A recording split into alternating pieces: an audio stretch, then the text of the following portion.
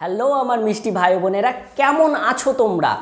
তোমরা প্রত্যেকে কমেন্ট করে জানাও তোমরা কেমন আছো এবং কে কোথা থেকে এই ভিডিওটা দেখছো। আমি তোমাদের Shirshendu sir, faculty of education centre Malda. আজকে আমি চলে এসেছি কি তোমাদের জন্য সম্পূর্ণ একটি নতুন ভিডিও ক্লাস নিয়ে। আজকে আমরা কি পড়বো? আজকে আমরা ক্লাস 12-এর প্রথম কবিতা our casual in a tree written by Toru Dutt, এই কবিতাটা কিন্তু আজকে আমরা পড়তে চলেছি। এই কবিতার আমরা কিন্তু পুরো লাইন ডিটেল বাই ডিটেল পুরো লাইন ধরে ধরে কিন্তু পড়বো এবং সাথে ওয়ার্ড মিনিংও জানবো। তবে আজকে আমরা এই কবিতায় সরাসরি চলে যাব, কিন্তু যাওয়ার আগে বলে দিই আমাদের কিন্তু অফলাইন এবং অনলাইনে রীতিমধ্যেই কিন্তু পড়ানো স্টার্ট হয়ে গেছে। তোমরা যারা আমাদের সাথে যুক্ত হতে চাও তারা কিন্তু ঝটপট আর দেরি না করে এই হোয়াটসঅ্যাপ নাম্বারে 7063619127 এই নাম্বারে SMS করে তোমরা তাড়াতাড়ি আমাদের সাথে কিন্তু যুক্ত হয়ে যেতে পারো। তো চলো আজকে আমরা সরাসরি কিন্তু ভিডিও ক্লাসে চলে যাই এবং আজকে আমরা কি পড়ব বলেই দিলাম, আমাদের প্রথম কবিতা। তো চলো ক্লাসটিকে শুরু করা যাক। দেখো, আমরা কবিতা তো পড়ব, কিন্তু কবিতা পড়ার আগেকার দিনে কেমন হতো যে আমরা খালি কবিতা পড়তাম, লেখক পরিচিতি পড়তাম, ব্যাস হয়ে গেল। কিন্তু আমাদেরকে এখন যেহেতু বড় হয়েছ, আস্তে আস্তে অ্যাডভান্স হচ্ছ, তো আমাদেরকে কি কবিতা তো পড়তেই হবে, তার সাথে কিন্তু লেখক পরিচিতি গোটা প্রিফেস কিন্তু জানতে অবশ্যই হবে। তো দেখো, our casual in a tree মানে কি শুনে কি মনে হচ্ছে? আমাদের casual in a tree. Casual in a tree হচ্ছে একটা কেমন টাইপের, ঝাউ গাছ টাইপের একটা গাছ, ঠিক আছে? একে বলে ক্যাজুয়াল ইন আ ট্রি। তো কে লিখেছে? তরু দত্ত। তো এই যে তরু দত্ত, দত্ত শুনে মনে হচ্ছে না একটু দত্ত টাইপস? তাহলে কি বাঙালি? তাহলে যিনি লিখেছেন ইনি হচ্ছেন বাঙালি, তাই তো? তো ইনি কিন্তু একজন কলকাতার বাঙালি মহিলা কবি, বোঝা গেল? আচ্ছা, তাহলে এই তরু দত্ত, তাই তো? Our casual in a tree written by Toru Dutt. এবার এই তরু দত্ত যে কষ্ট করে কবিতাটা লিখেছেন তার সম্পর্কে একটু দু চার কথা না জানলে তিনি অবশ্যই রাগ করবেন, ঠিক আছে? মজা করলাম। তো তার সম্পর্কে কিন্তু আমাদেরকে একটু জানতে হবে। তো এই তরু দত্ত, দেখো এই তরু দত্তের পুরো নাম কি? তরুলতা দত্ত, ঠিক আছে? তরু দত্ত শর্টে কিন্তু পুরো নাম তরুলতা দত্ত। তার জন্ম কত? মার্চের 4 তারিখ, মার্চ 4। আমি এখানে লিখেই দিচ্ছি যে মার্চ 4, 1856, এবং তার মৃত্যু আগস্ট 30, 1877। লক্ষ্য করে দেখবে যে কত 1856 আর 1877 খুবই অল্প বছর তিনি কিন্তু বেঁচে ছিলেন, মানে তিনি কিন্তু 21 বছর বেঁচে ছিলেন। এবং তিনি কি টিবি রোগে আক্রান্ত হয়ে তিনি মারা যান, যাকে বলে টিউবারকিউলোসিস, যেটা যক্ষা রোগ বলা হয়, ঠিক আছে? এবার দেখো এই তরুলতা দত্ত, তরুলতা দত্ত হচ্ছে কি? আমরা মহিলা কবিকে কি বলবো? কবিকে পোয়েট বললে মহিলা কবিকে কি বলবো? পোয়েটেস, তাই তো? মহিলা কবিকে বলবো পোয়েটেস। আচ্ছা, বোঝা গেল? আচ্ছা, যেহেতু তরুলতা দত্ত খুবই অল্প বয়সে মারা গেছেন, ঠিক আছে, সেহেতু কি যে তার জীবনটা কিন্তু অত্যন্ত কষ্টের ছিল। মানে যে কটা বছর তিনি বেঁচে ছিলেন, 21 বছর, তার মধ্যে কিন্তু তার জীবনের অনেক কষ্টের পার তিনি কিন্তু পার করে এসছেন। অনেক কষ্ট তিনি মুখোমুখি হয়ে তারপর কিন্তু সেখান থেকে লড়াই করে তিনি কিন্তু এসেছিলেন। তিনি এই যে তরুলতা দত্ত, তিনি ছিলেন কলকাতায়। তার বাড়িতে একটা গাছ ছিল, এই ঝাউ গাছ টাইপের, যাকে বলছে ক্যাজুয়ারিনা ট্রি। সেই ক্যাজুয়ারিনা ট্রি তিনি যখন ছোট ছিলেন, তার এক ভাই এক বোন ছিল, ঠিক আছে?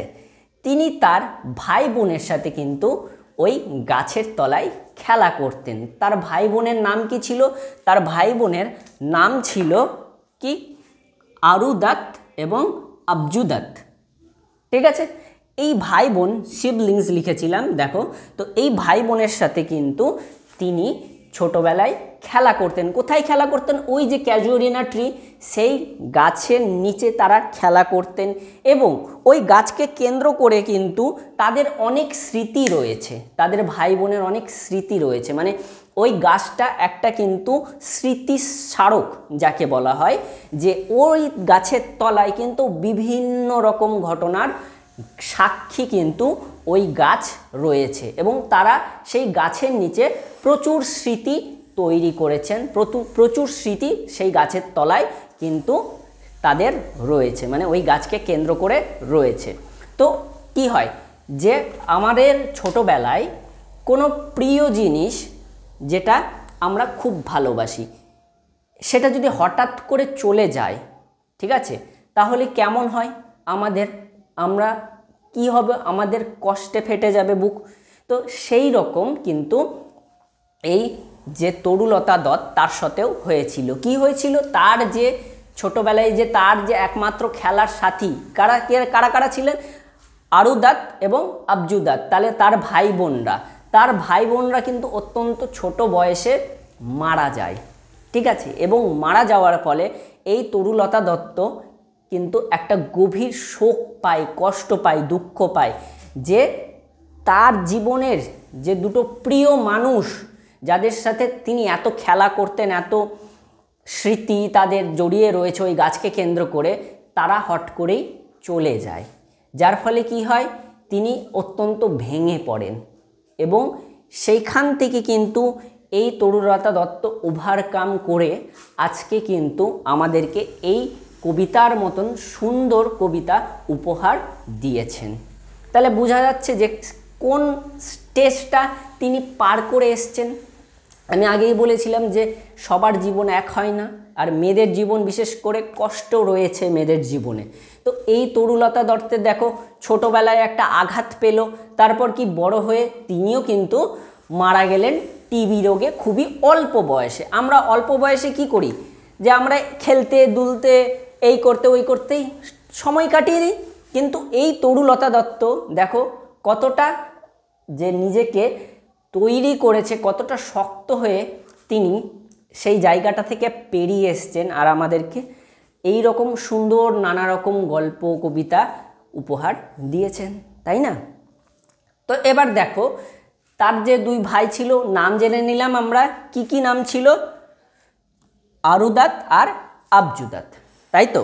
আচ্ছা, এবার এই যে তরুলতা দত্ত ছিল, তিনি কিন্তু ভালো মানে অন্যান্য ল্যাঙ্গুয়েজ ভালো জানতেন। কি কি ল্যাঙ্গুয়েজ? তিনি ফ্রেঞ্চ জানতেন, সংস্কৃত জানতেন এবং ইংলিশ তিনি তো জানবেনই, ঠিক আছে। তাহলে এই ল্যাঙ্গুয়েজগুলো কিন্তু তিনি খুবই ভালো করে জানতেন, ঠিক আছে। এবার দেখো কি বলেছি, যে এই যে আওয়ার ক্যাজুয়ারিনা ট্রি, এই ক্যাজুয়ারিনাটার ট্রির সোর্স কি, কোথা থেকে নেওয়া হয়েছে? এই ক্যাজুয়ারিনা ট্রি নেওয়া হয়েছে ancient ballads and legends of Hindustan, এই কাব্য গ্রন্থ থেকে নেওয়া হয়েছে, ঠিক আছে। এটা কবে পাবলিশ হয়? এটা পাবলিশ হয় 1881 1882, মানে কেউ কেউ 1881 বলে, আবার কেউ কেউ 1882 বলে। বোঝা গেল? এই কবিতাটা কি? এই কবিতাটা হচ্ছে কিন্তু অড বলা যায়, একে অড বলা যায় এবং অটোবায়োগ্রাফিক্যাল পোয়েমও বলা যায়। ওড মানে কি? ওড মানে হচ্ছে গীতি কবিতা, ঠিক আছে। মানে একটু এর মধ্যে একটু দুঃখের ছাপ আমরা দেখতে পাবো, ঠিক আছে। এছাড়া অটোবায়োগ্রাফিক্যাল মানে কি? তিনি কিন্তু এখানে নিজের সম্পর্কেও অত্যন্ত অনেক কিছুই বলেছেন, যার জন্য আমরা এটাকে দুটোই বলতে পারি, অড এবং অটোবায়োগ্রাফিক্যাল পোয়েম। ওকে, এবার এই পোয়েমের টাইপ কি? এটা হচ্ছে একটা লিরিক পোয়েম, ঠিক আছে, লিরিক পোয়েম। এবার দেখো যে কি বলে, আমরা এইটুকুনি জেনে নিলাম যে কোথা থেকে নেওয়া হয়েছে, তারপর তার ভাইকে, তার পুরো নামকে, তার জন্ম মৃত্যু, কি ধরনের কবিতা, সোর্স কি, এগুলা কিন্তু সব কিছু আমরা জেনে নিলাম। এবার হচ্ছে আমরা জানবো যে কবিতাতে যদি তোমরা লক্ষ্য করো, কবিতাতে টোটাল 55টা কিন্তু লাইন রয়েছে, ঠিক আছে। 55টা লাইন রয়েছে। একটা স্ট্যাঞ্জাতে 11টা করে লাইন আছে এবং এই লাইন মানে এক একটা স্ট্যাঞ্জা টোটাল 55টা লাইন 5টা স্ট্যাঞ্জায় বিভক্ত রয়েছে।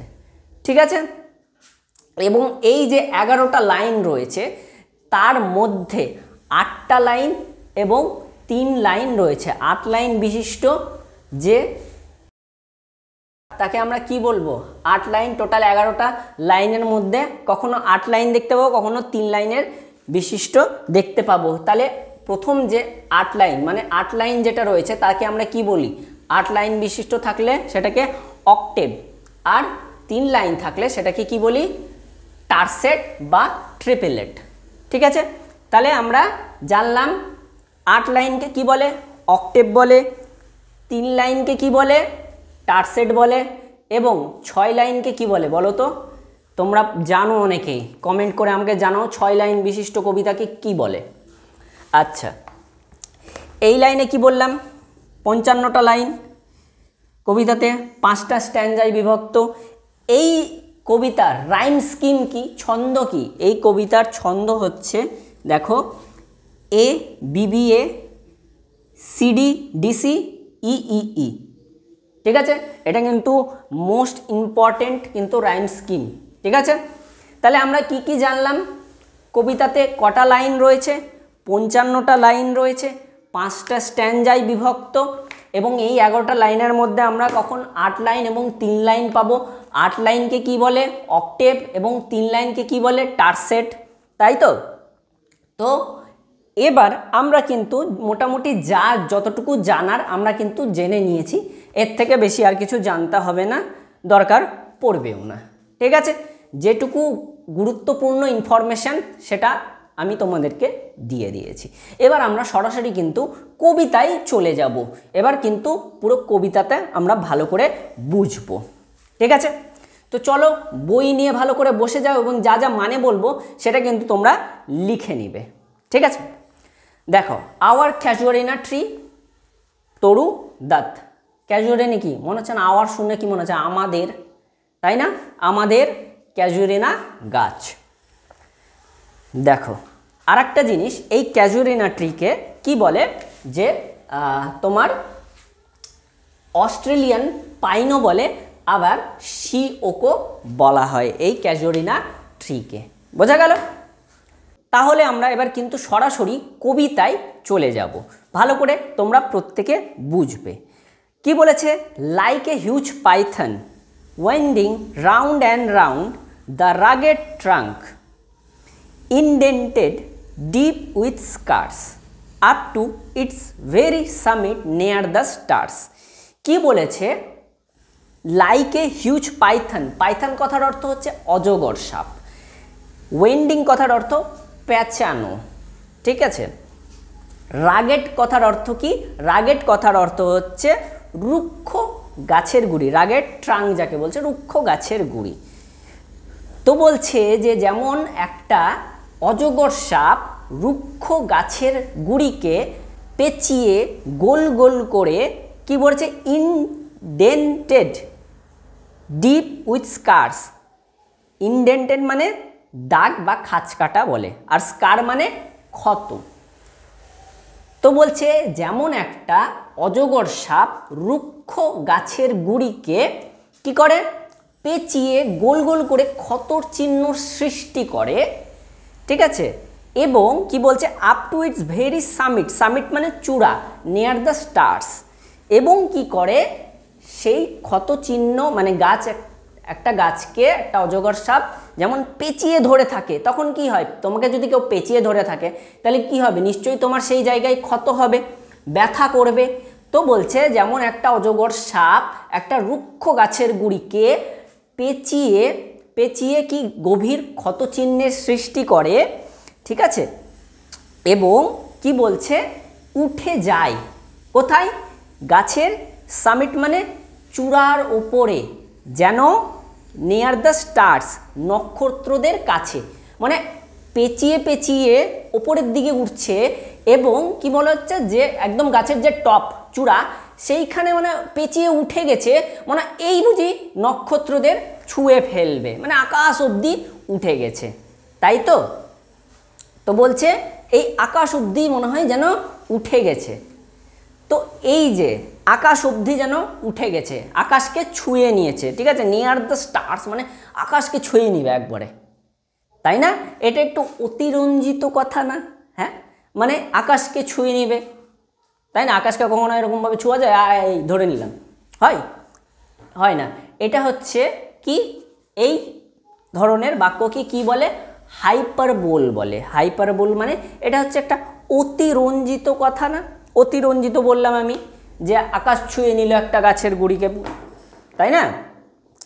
তাহলে এখানে কি বলেছে, যে একটা অজগর সাপ কি রুক্ষ গাছের গুড়িকে পেঁচিয়ে পেঁচিয়ে যেমন তার গায়ে গভীর ক্ষতচিহ্নের সৃষ্টি করে এবং ওপরের দিকে উঠে যায় কোথায়? নক্ষত্রদের কাছে বা তারাদের কাছে, ঠিক আছে? তারপর বলছে কি, দেখো, a creeper climbs in whose embraces bound no other tree could live. এবার বলছে এ ক্রিপার, ক্রিপার কথার অর্থ লতানো গাছ। তাহলে বলছে একটি লতানো গাছ কোথায়? ক্লাইম্ব, উঠে গেছে, ইন হুজ এমব্রেসেস মানে এমব্রেসেস কথার অর্থ হচ্ছে আলিঙ্গন করা বা জড়িয়ে ধরা, বাউন্ড মানে আবদ্ধ করে রেখেছে, মানে জড়িয়ে ধরে রেখেছে। তাহলে বলেছে যে একটা লতানো গাছ কি করেছে? যেমন উঠে গেছে এবং জড়িয়ে ধরে রেখেছে কাকে? এই ক্যাজুয়ারিনা ট্রিকে, তাই তো? বলছে একটা অজগর সাপের মতন একটা লতানো গাছ কি এই ক্যাজুয়ারিনা ট্রিকে জড়িয়ে ধরে কোথায় উঠে গেছে? ওপরে আকাশের দিকে, একদম চূড়া বরাবর আকাশের দিকে উঠে গেছে, ঠিক আছে? এখানে বলছে যে এবং এমনভাবে বেঁধে রেখেছে, মানে এমনভাবে জড়িয়ে ধরেছে যে কি বলেছে? No other tree could live. যদি এটা অন্য কোনো গাছ থাকতো তাহলে সেই গাছের পক্ষে কিন্তু বেঁচে থাকা সম্ভব হতো না। কিন্তু এটা কোন গাছ রয়েছে? ক্যাজুয়ারিনা গাছ রয়েছে, তাই না? তাই জন্য কি বলেছে? এত ক্ষত সহ্য করেও এই গাছ কিন্তু কি করেছে? বেঁচে রয়েছে, তাই তো? বলছে but gallantly the giant wears the scarf and flowers are hung। এবার বলেছে in crimson clusters all the boughs among। এবার দেখো বলেছে বাট গ্যালান্টলি, গ্যালান্টলি কথার অর্থ যে বীরের মতো বা সাহসিকতার সাথে। বলছে কি একটা সাপের মতন, অজগর সাপের মতন একটা লতানো গাছ তাকে একবারে কি করেছে? পেঁচিয়ে ধরে ধরে, এমনভাবে পেঁচিয়ে ধরেছে, ক্ষতচিহ্ন সৃষ্টি করে সে ওপরের দিকে উঠে গেছে। এবং সেটা যদি অন্য কোনো গাছ থাকতো তাহলে তার পক্ষে বাঁচা সম্ভব না, ঠিক আছে? কিন্তু কি বলছে? এই ক্যাজুয়ারিনা ট্রি, গ্যালান্টলি মানে বীরের মতো, সাহসিকতার সাথে, দ্য জায়েন্ট ওয়ার্স, তাহলে কি এই গাছটা মানে এই দৈত্যাকার যে গাছ, সেই গাছটা কি ওয়ার্স পরিধান করেছে দ্য স্কার্ফ, ওড়নার মতন এই লতাকে পরিধান করেছে, মানে তাকে পেঁচিয়ে ধরেছে লতাটা। এবং এই গাছ কি করছে? দৈত্যাকার বড় গাছ ক্যাজুয়ারিনা ট্রি এই লতাকে কেমনভাবে? ওড়নার মতো পেঁচিয়ে নিয়েছে, যেন মনে হচ্ছে এটা আমার কাছে ওড়না একটা, ব্যাস আর কিচ্ছু না, তাই না? তাহলে তুমি যদি কঠিন পরিস্থিতিকে কঠিন করে দেখো তাহলে তোমার কঠিন লাগবে, এবং কঠিন পরিস্থিতিতে তুমি যদি সেটাকে সহজ করে ভাবো তাহলে কিন্তু সেটা অনেকটাই সহজ হয়ে যাবে। তাহলে কি বলছে? যে এই গাছ কিন্তু এই লতানো যে গাছটা উঠে গেছে তাকে ওড়নার মতো জড়িয়ে নিয়েছে, ঠিক আছে, ওড়নার মতো পরে নিয়েছে। এবং কি বলছে দেখো, অ্যান্ড ফ্লাওয়ার্স আর হাং, এবং কি রয়েছে? ফুল ঝুলে রয়েছে। হাং মানে ঝুলে থাকা, তাহলে flowers R Hang in crimson cluster. Crimson মানে হচ্ছে রক্তিম, আর ক্লাস্টার্স মানে হচ্ছে যে গোছা গোছা হয়, ফুলের যে গোছা গোছা, সেটাকে বলছে ক্লাস্টার। অল দ্য বোউস অ্যামং, তো কি বলছে, এবং ফুলগুলো ঝুলে রয়েছে, কি ফুলগুলা কেমন, গাঢ় লাল বর্ণের গুচ্ছাকার ফুল ঝুলে আছে প্রত্যেকটা শাখায় শাখায়। ঠিক আছে, তাহলে শুধু ওই ক্যাজুয়ারিনা গাছ কি করেছে, ওড়নার মতন পরে নিয়েছে তা না, এবং কি করেছে, সাথে আবার ফুলও ঝুলে রয়েছে প্রত্যেকটা ডালে ডালে, কিন্তু এই রক্তিম লাল বর্ণের গুচ্ছাকার ফুল কিন্তু ঝুলে রয়েছে। বোঝা গেল? এবার দেখো কি বলছে, whereon all day are gathered bird and bee। বলছে যার উপরে, whereupon কথা যার উপরে, all day সারাদিন কি জড়ো হতে থাকে কে, পাখি এবং মৌমাছিরা। তো একটা কি, যখন গাছে ফুল ফল হয় তখন কি মৌমাছি পাখি এরা আসে না, নানা রকম কীট পতঙ্গ মধু খেতে আসে, তাই না? তো যখন কি হয়েছে, ফুল ফল রয়েছে, যেমন ফুল রয়েছে, তাহলে কি পাখি এবং মৌমাছিরাও কিন্তু একসাথে সেইখানে সারাদিন ধরে জড়ো হতে থাকে।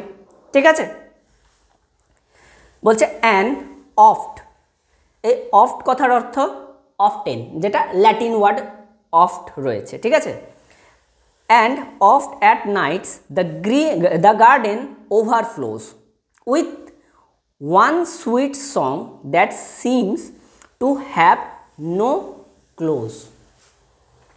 এর মানে কি বলছে যে, এবং অফট অ্যাট নাইটস, এবং রাতের বেলা মাঝে মাঝে কি বাগান মুখরিত হয় বা বাগানে উপচে পড়ে, কি পড়ে, একটা সুন্দর মিষ্টি গান কি হয়, বাগানটাকে, গোটা বাগানকে মুখরিত করে দেয়, বা গোটা বাগানে যেন শোনা যাচ্ছে একটা মিষ্টি মুখরিত সুন্দর একটা গান, যেটা কি হচ্ছে, থামার নাম করে না, মানে এই গানটা কন্টিনিউয়াসলি চলতেই থাকে।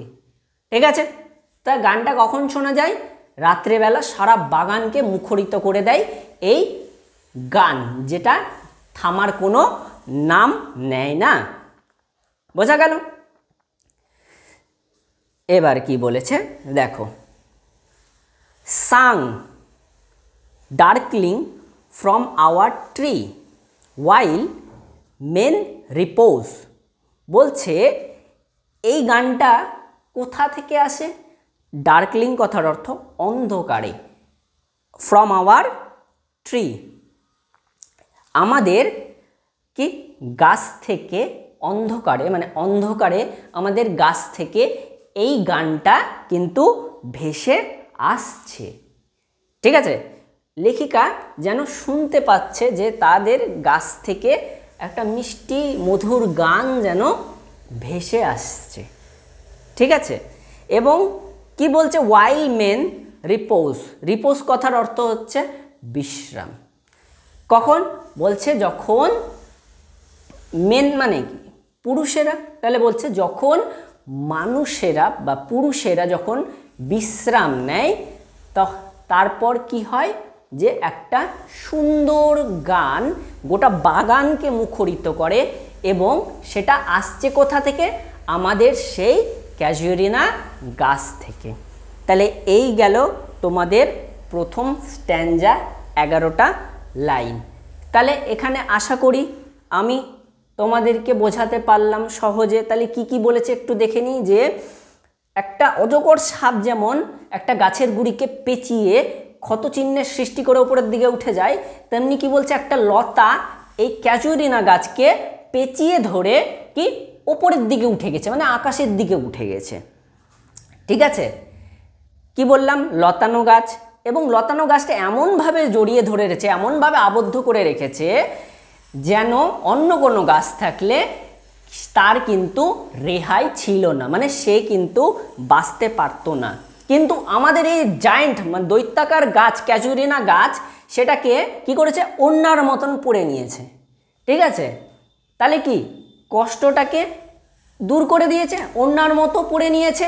শুধু ওড়নার মতন পরেনি, কি করেছে, এবং কি রয়েছে ওই লতানো গাছে কি হয়েছে, ফুল রয়েছে, যেটা প্রত্যেকটা ডালে ডালে কিন্তু ঝুলে রয়েছে। ফুলগুলি কেমন?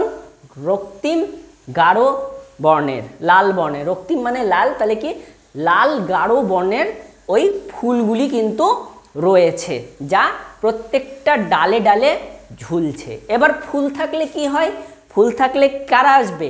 পাখিরা এবং মৌমাছিরা, তাদের সারাদিন আনাগোনা থাকে, তাই না? এবং যখনই রাত হয় তখনই তাদের বাগানকে মুখরিত করে একটা মিষ্টি গান ভেসে আসে, ঠিক আছে? যে গান থামার নাম আর করে না। কখন? যখন মানুষেরা বা পুরুষেরা বিশ্রাম করে, ঠিক আছে? তাহলে এই ফার্স্ট স্ট্যাঞ্জা আশা করি বোঝা গেল তোমাদের প্রত্যেকের। তো চলো এবার সেকেন্ড স্ট্যাঞ্জা দেখে নিই। দেখো তারপর কি বলছে? When first my casement is wide open thrown at dawn। কি বলেছে? কেসমেন্ট মানে হচ্ছে জানলা, ওয়াইড মানে প্রশস্ত, অ্যান্ড থ্রোন মানে নিক্ষিপ্ত। মানে যখন বলছে যে ডন মানে কি? ভোরবেলা, মানে ভোর বলছে যখন আমি ভোরবেলা প্রথম জানলাটা খুলি, মানে জানলা কি একটু ধাক্কা দিয়ে খুলতে হয়, জানলাটাকে খুলে দিই, তাহলে কি হয়? প্রশস্ত খুলে যায়। তাহলে যখন ভোরবেলা প্রথম জানলাটা খুলি ধাক্কা দিয়ে, তারপর কি বলছে? যে মাই আইস ডিলাইটেড অন ইট রেস্ট। কি? আমার যে চোখের যে দৃষ্টি সেটা মুগ্ধ হয়ে যায় সেই গাছের শোভাটা দেখে। কার গাছের? কোন গাছের? ক্যাজুরিনা গাছের শোভাকে দেখে আমার চোখ মুগ্ধ হয়ে যায়। মানে তুমি ধরো কোথাও গেলে, যে কোনো একটা সুন্দর, তুমি ধরো টাইগার হিল থেকে তুমি ভিউ দেখছো, ঠিক আছে? এত সুন্দর দৃশ্য যে তোমার চোখ ওখানে লেগে যাবে, মানে মন মুগ্ধকর একটা দৃশ্য, যেটাতে তুমি একদম অবাক হয়ে যাবে, মানে পুরো হাঁ হয়ে যাবে। বোঝা গেল? তাহলে কি বলছে এখানে? ভোরবেলা যখনই জানলা খুললো এবং গাছের শোভা দেখে লেখিকা পুরো মন মুগ্ধকর, তার মন ভরে গেল, এত সুন্দর তার গাছের শোভা, তার দৃষ্টি একদম কি হলো? মুগ্ধ হয়ে গেল। তারপর কি বলছে দেখো, sometimes and most in winter on its crest a grey baboon sits statue like alone watching the sunrise. আচ্ছা, এখানে কি বলেছে? ক্রেস্ট মানে হচ্ছে যে গাছের চূড়ো বা শীর্ষস্থানকে বোঝানো হয়েছে, ঠিক আছে? আর এখানে দেখো বাবুন, ঠিক আছে? বাবুন হচ্ছে বাদরের এক ধরনের উপজাতি, মানে এক ধরনের উপজাতি বলতে এক ধরনের জাতিকে বোঝানো হয়েছে বাবুন, ঠিক আছে? তো বলছে দেখো সামটাইমস, বলছে মাঝে মাঝে, অ্যান্ড মোস্ট ইন উইন্টার, কি মূলত শীতকালে, অন ইটস ক্রেস্ট, তাহলে কি সেই গাছের চূড়োতে, a grey baboon sits statue like alone, একটা ধূসর রঙের বাবুন কি হয়? যে বসে থাকে কার মতন? মূর্তির মতন, ঠিক আছে? একা। এবং কি করে? ওয়াচিং দ্য সানরাইজ, কি দেখে? গাছের চূড়াতে বসে কি দেখে? এরকম করে সে সূর্যোদয় দেখে, মন দিয়ে সূর্যোদয় দেখে, ঠিক আছে? while on lower boughs his puny offspring live about and play। এবং বলছে যে অন দ্য লোয়ার বোথস, তাহলে কি? এবং যে তার নিচের যে ডালপালা, বোর্স মানে ডালপালা, তো নিচের যে ডালপালায় রয়েছে তার পিউনি, এটা আবার পুনি করে দিও না, ঠিক আছে? উচ্চারণ যদি না পারো তো তোমরা সাইডে উচ্চারণটা লিখে নিও, ঠিক আছে? তাহলে এটা কি রয়েছে? পিউনি। পিউনি কথার অর্থ ছোট বা পুচকে যাকে বলা হয়, ঠিক আছে? বলে না ওই যে আমার পুচকে ভাই, পুচকে বোন, তো সেই পুচকে। অফস্প্রিং মানে বাচ্চারা। তাহলে সেই বাবুন যে গাছের চূড়োতে বসে কি দেখছে? সূর্যোদয় দেখছে, এবং তার নিচের ডালে কি করছে তারা? এই যে ওই বাবুনের ছোট ছোট পুচকে বাচ্চারা কি করছে, যে লাফালাফি ঝাপাঝাপি করছে, মানে এবং খেলা করছে, মানে লাফালাফি ঝাপাঝাপি হয় না খেলাতে, সেই রকমভাবে তারা লাফালাফি ঝাপাঝাপি করে খেলা করছে। বোঝা গেল? এবার বলছে দেখো, অ্যান্ড ফার অ্যান্ড নেয়ার কোকিলাস হেইল দ্য ডে। এবার দেখো বলছে অ্যান্ড ফার অ্যান্ড নেয়ার, তাহলে বলছে না কাছে মানে দূরে এবং কাছে, এটা আবার কেমন হয়? দূরে কাছে, ঠিক আছে, হয় একটা হবে কাছে নয়তো দূরে, কিন্তু যখন এই ধরনের ওয়ার্ডস ইউজ হয় তখন এটা কি, এটা হচ্ছে একটা বিপরীতধর্মী শব্দ বোঝায়। একে বলা হয় ফিগার অফ স্পিচে কি বলা হয়? অক্সিমোরন বলা হয়। ঠিক আছে, বিপরীতধর্মী শব্দ। এই অক্সিমোরন কি করে, যে দূরে এবং কাছে, তাহলে কি এটা একটা নতুন অর্থ তৈরি করে এবং যার মধ্যে সেটা জোর থাকে এবং অনেক প্রভাব থাকে। ঠিক আছে, বলে না যেমন দুষ্টু মিষ্টি ছেলে, ঠিক আছে, দুষ্টু আবার মিষ্টিও, তাই না? তো এইটা হচ্ছে বিপরীতধর্মী শব্দ। তাহলে বলছে যে অ্যান্ড ফার অ্যান্ড নেয়ার কোকিলাস হেইল, হেইল কথার অর্থ স্বাগতম। কোকিলা মানে ওই স্টার প্লাসের ওই কোকিলা বাইন নেই, ঠিক আছে, কোকিলা বাইন নেই, ওটাকে এখানে কোকিলার কথার অর্থ কোকিল। ঠিক আছে, তো বলেছে যে কাছে দূরে কোকিলরা কি করছে, দিনকে স্বাগত জানাচ্ছে। বলছে কাছে কোথাও, মানে কাছে দূরে কোথাও একটা কোকিলরা কি করছে, দিনকে স্বাগতম জানাচ্ছে। মানে এবার তারা ক্যাঁ ক্যাঁ করছে। পাখিরা কি হয় দেখো, সবার আগে পাখিরা উঠে যায়, পাখিরা উঠে কি কিচিরমিচির করে, জানান দেয় যে দিনের শুরু হয়ে গেছে, ওঠরে, এখনো ঘুমিয়ে লাভ নাই, ওঠো। তাহলে এই কোকিলরাও কিন্তু দিনকে স্বাগতম জানাচ্ছে। and to their pastures went our sleepy cows. pastures কথার অর্থ তৃণভূমি, went মানে হচ্ছে কি চলাচল করা। তো এবার কি বলছে দেখো, our sleepy cows বলছে নিদ্রাচ্ছন্ন গরুরা কি বলছে, সারিবদ্ধভাবে কোথায় যাচ্ছে, চারণভূমির দিকে এগিয়ে যাচ্ছে।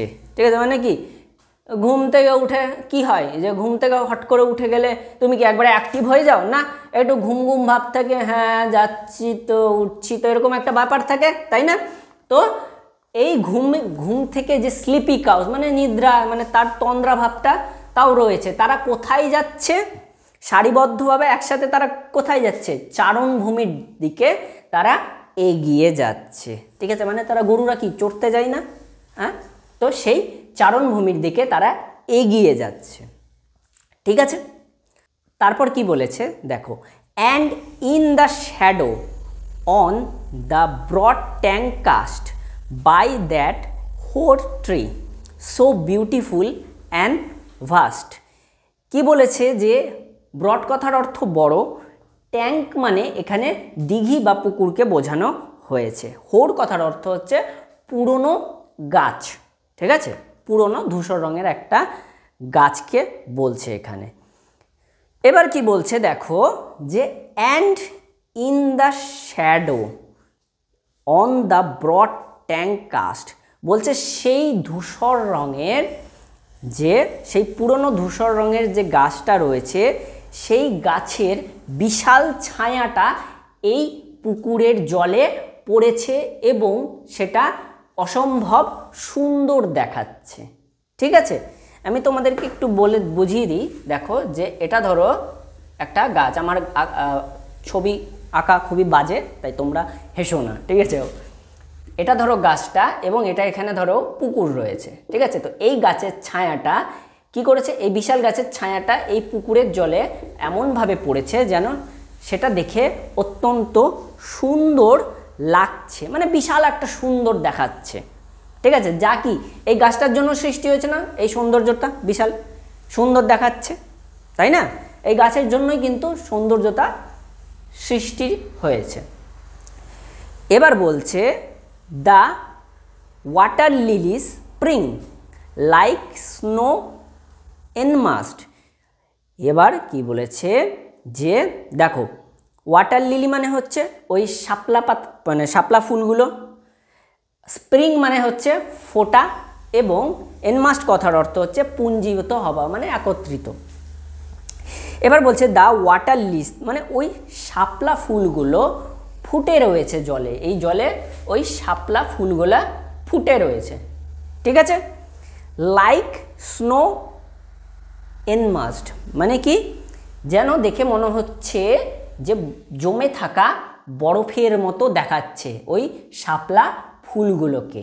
সেই ফুলগুলো কি ফুটে আছে এই জলে, দিঘির জলে, এবং কি লাগছে দেখে মনে হচ্ছে বরফ কি রয়েছে, একত্রিত রয়েছে, মানে জমে বরফ জমে থাকলে কেমন লাগে, একসাথে থাকে, তাহলে বলছে এটা যেন দেখে মনে হচ্ছে জমে থাকা বরফের মতো দেখাচ্ছে, ঠিক আছে, বোঝা গেল। তাহলে এই স্ট্যান্ডাতে আমরা কি কি পড়লাম, যে কি বলছে লেখিকা, যে সকালবেলা যখন তিনি ভোরবেলা যখন তার জানলা খোলে এবং সে জানলার বাইরে দিয়ে দেখে, তখন তার ওই ক্যাজুরিনা গাছকে অত্যন্ত দেখে তিনি অত্যন্ত তার দৃষ্টি অত্যন্ত মুগ্ধ হয়ে যায়, মানে অবাক হয়ে যায়, এতটাই সুন্দর সে দেখতে পায়, দেখতে লাগে। এবার কি বলছে দেখো, কখনো কি হচ্ছে যে কখনো সম্ভবত শীতকালে, মূলত শীতকালে একটা বাবুনকি গাছের চূড়াতে বসে কি সূর্যোদয় দেখে, এবং তার ছানাপোনারা কি নিচের ডালে তারা খেলাধুলা করে, বোঝা গেল। এবার তিনি কি বলছেন যে কাছে হয়তো দূরে কোকিলরা দিনকে স্বাগতম করছে, ঠিক আছে, তারা ডেকে দিনের জানান দিচ্ছে, মানে দিনকে ওয়েলকাম করছে, বোঝা গেল। এবং যে গরুরা রয়েছে নিদ্রাচ্ছন্ন গরুরা, তারা কোথায় চলে যাচ্ছে, তারা চারণভূমির দিকে এগিয়ে চলে যাচ্ছে। এবার এই গাছের পাশে ধরো কি রয়েছে, আমি বললাম যে এক দিঘি রয়েছে, ঠিক আছে, এবং এই গাছের যে ছায়া, সেই গাছের ছায়া দিঘির জলে পড়ে সেটা অত্যন্ত সুন্দর দেখাচ্ছে এবং বিশাল সুন্দর সেটা লাগছে। এবং এইখানে কি শাপলা ফুলগুলো ফুটেছে, এবং এইগুলোকে দেখে কি মনে হচ্ছে যেন জমে থাকা বরফের মতো এতটাই সুন্দর লাগছে। আজকের এই ক্যাজুয়ারিনা ট্রিয়ের যে ক্লাস, এইটা কিন্তু এই পর্যন্তই থাকবে। মানে আজকে আমরা দুটো স্ট্যান্জা পড়লাম 1 and 2, এবং পরের পার্টে মানে পরের দিন আমরা কিন্তু বাকি কবিতাটা কিন্তু শেষ করে দিব, ঠিক আছে। আশা করি তোমরা প্রত্যেকে এই কবিতা ভালোভাবে বুঝে গেছো এবং যা যা ওয়ার্ড নোট বলেছি সেইগুলো লিখে নিয়েছো। আচ্ছা, এবার কিন্তু আমরা চলে যাব আমাদের গ্রামার ক্লাসে। এর আগে আমরা জয়নিং অ্যান্ড স্প্লিটিং করছিলাম, এবং সেই জয়নিং অ্যান্ড স্প্লিটিংয়ে তোমরা কিন্তু পার্টিসিপেলের পার্টটা শিখেছিলে। আজকে আমরা কিন্তু করব নমিনেটিভ অ্যাবসলিউট।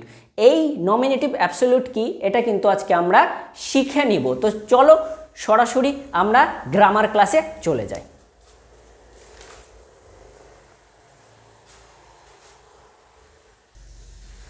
বোর্ডে তোমরা দেখতেই পাচ্ছ কিছু এক্সাম্পলস রয়েছে।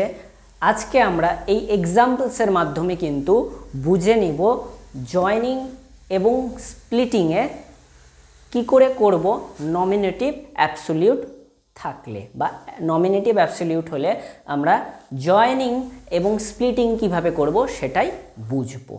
এর আগের দিন আমি তোমাদেরকে পারফেক্ট পার্টিসিপেল করিয়েছিলাম না, এবং পারফেক্ট পার্টিসিপেলে আমরা কি করেছিলাম, বিইং, হ্যাভিং, ভি3 এগুলা দিয়ে করেছিলাম না, তাই না।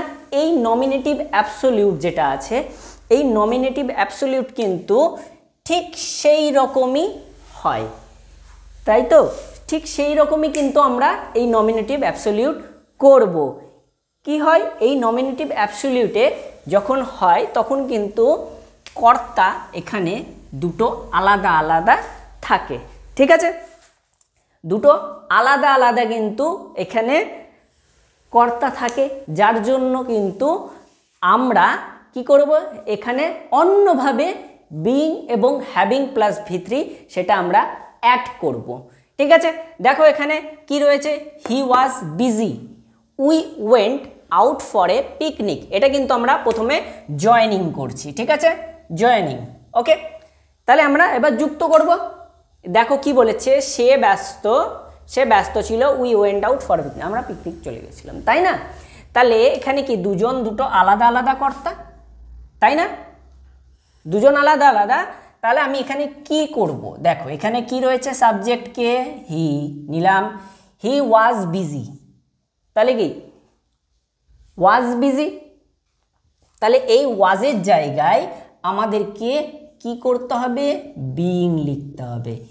হি বিইং বিজি, কমা দিয়ে we went out for a picnic, যা আছে তাই লিখে দিলে। খালি কি করলে, এখানে যেহেতু ওয়াজ রয়েছে তার জন্য তুমি কি আনলে, তোমাকে বিইং আনতে হলো, তুমি বিইং লিখলে, দিয়ে বাকি যা আছে কি করলে, বসিয়ে দিলে, তাই না?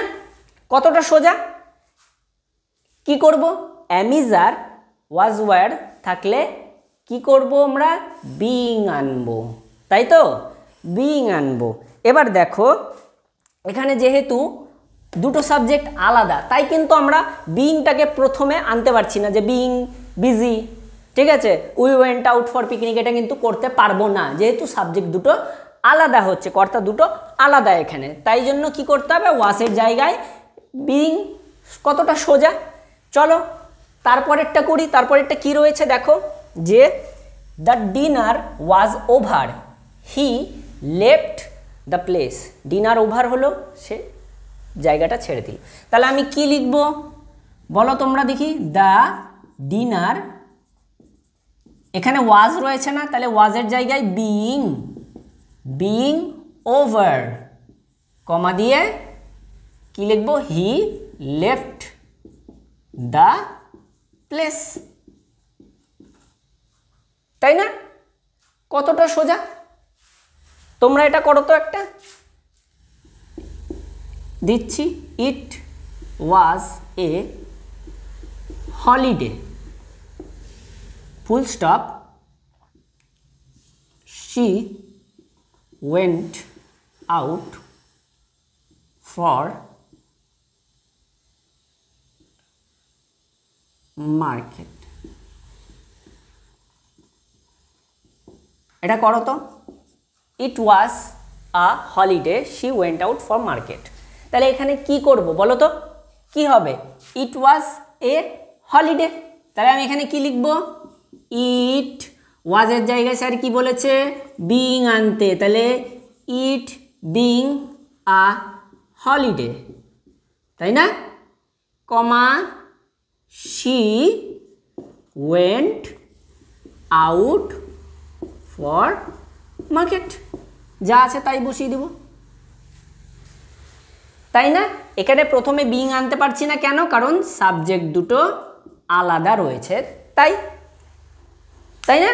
তাহলে was were, am is are was were থাকলে কি লিখবো, বিইং আনবো। বোঝা গেল? তারপরে কি রয়েছে দেখো, তারপরের এক্সাম্পলে রয়েছে the war broke out, the prices rose, যুদ্ধ শেষ হলো, দাম বেড়ে গেল। তাহলে এবার দেখো এখানে কি কোথাও অ্যামিজার ওয়াজ ওয়ার কোথাও চোখে দেখতে পাচ্ছ, ওয়াজ বা কিছু রয়েছে বা ওয়ার কিছু রয়েছে, নেই। তাহলে কি করব, তাহলে আমাদেরকে কি করতে হবে, আমাদেরকে হ্যাভিং আনতে হবে, ঠিক আছে?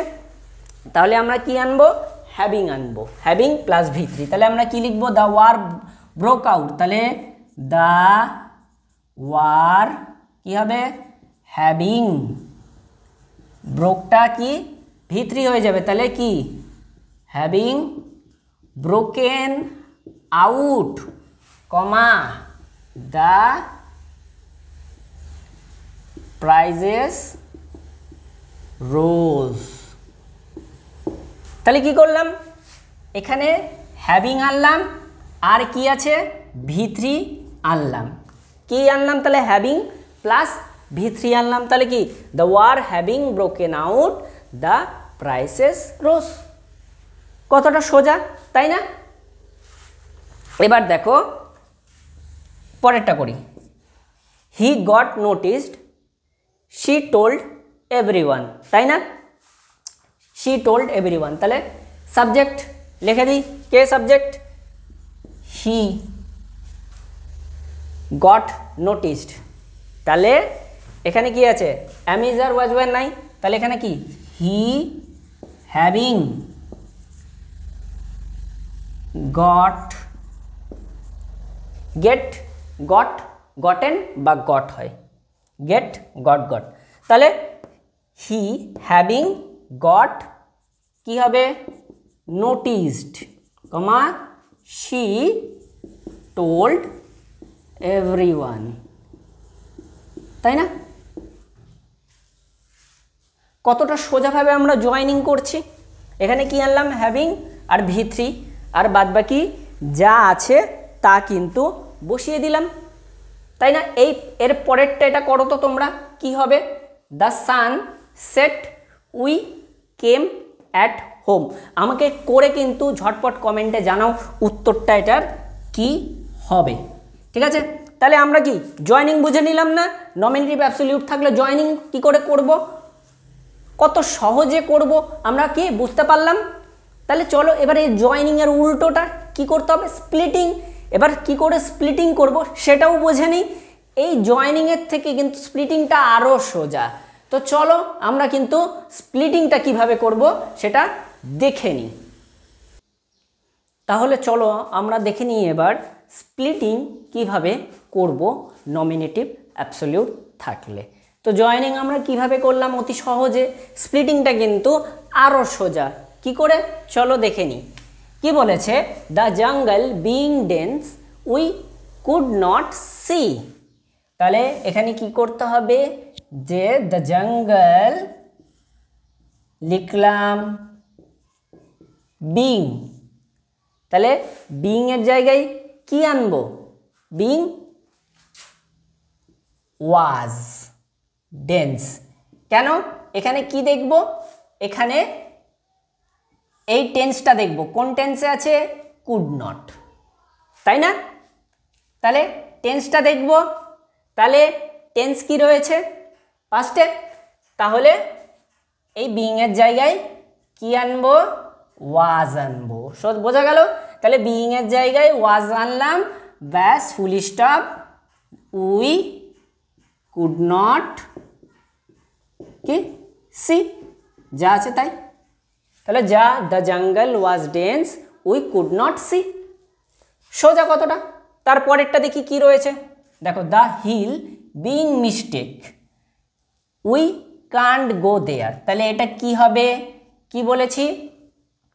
তাহলে আমাদেরকে কি করতে হবে? প্রথমে যে টেন্স দেখব, কোথাকার টেন্স দেখব? এখানকার, তাই না? তাহলে আমি কি লিখব? The hill. এই বিং এর জায়গায় কি লিখব? ওয়াজ। ওয়াজ লিখব কি না? এখানে কি আছে? টেন্স কি রয়েছে? কান্ট, তাই না? পাস্টে আছে কি? নেই তো। তাহলে কি লিখব? এখানে বিং এর জায়গায় লিখব ইজ। দ্য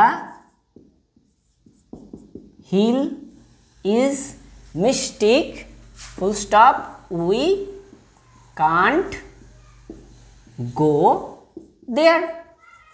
কতটা সোজাভাবে করে দিলাম, তাই না? কি দেখবো এখানে? কি দেখছি? টেন্সটা দেখছি, এবং সেটা যদি পাস্টে থাকে তাহলে ওয়াজ লিখবো, যদি প্রেজেন্টে থাকে তাহলে ইজ লিখে দিব। হয়ে গেল সোজা, তাই না?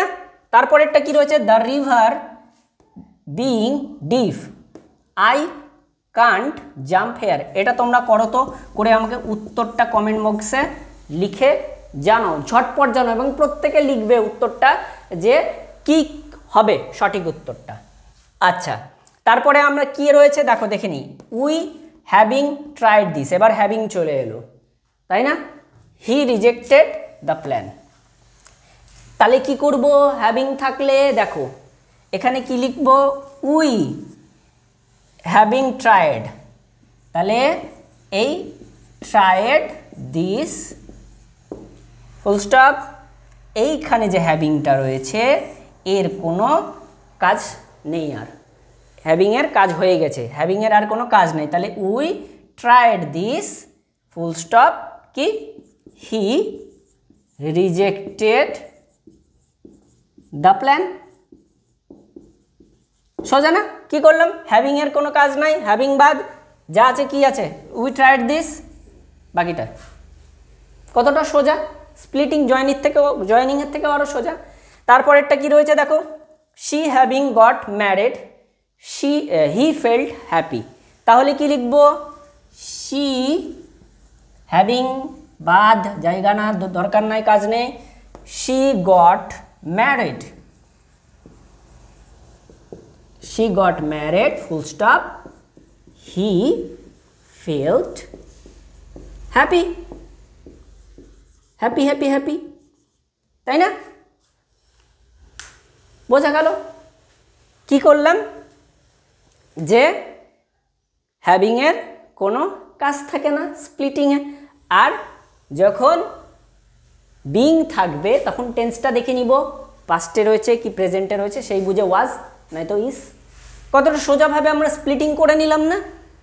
আশা করি তোমরা প্রত্যেকে ভালোভাবে বুঝতে পেরেছো, এবং কি এইগুলো যখন গ্রামারটা শিখবে মন দিয়ে শিখবে এবং খাতায় তোমরা কিন্তু এটা বুঝে তারপর নোট ডাউন করে নিবে।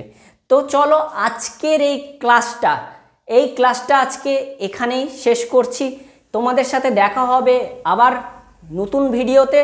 তো চলো তোমরা যারা আমাকে নতুন দেখছো, যারা ভর্তি হতে চাও, তারা কি করবে? ঝটপট এই নাম্বারে কি মেসেজ করে দাও, দিয়ে আমাদের সাথে যুক্ত হয়ে যাও। তো চলো আজকের মতন ভিডিওটা এখানেই, দেখা হচ্ছে পরের ভিডিওতে। Tata bye.